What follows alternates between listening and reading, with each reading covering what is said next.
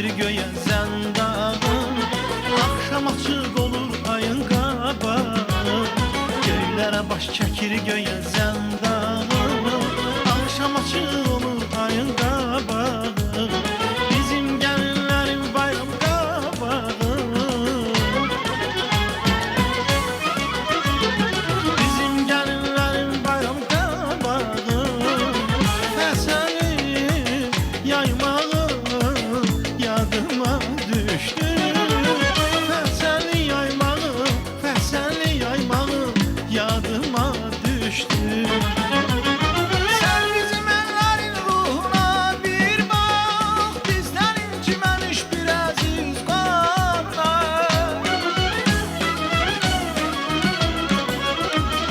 Sən bizim əllərin ruhuna bir bax, bizdən inciməmiş bir əziz qardaş.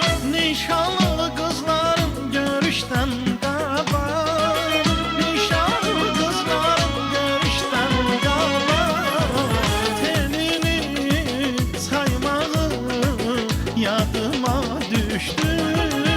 Telini saymağı yadıma düşdü. Nişanlı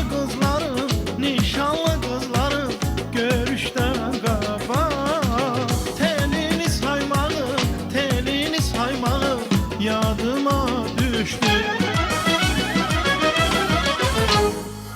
Sabahınız xeyirli olsun əziz tamaşaçılarımız, bizim dəyərli daimi tamaşaçılarımız.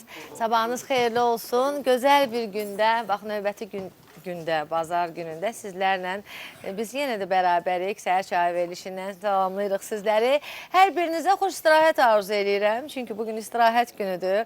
Əgər bizim kimi erkəndən oyananlar varsa, sağ olsunlar, var olsunlar. Digərləri də biraz sonra artıq qalxıb və bizimlə bərabər olacaqlar. Studiyamızda da çox dəyərli qonaqlarımız var. Biz hər dəfə olduğu kimi sizi elə səhər-səhər musiqi ilə salamladıq ki, əhvalınız daha da gözəl olsun. Və bugünkü bizim müğənni qonaqlarımızı təqdim edeyim.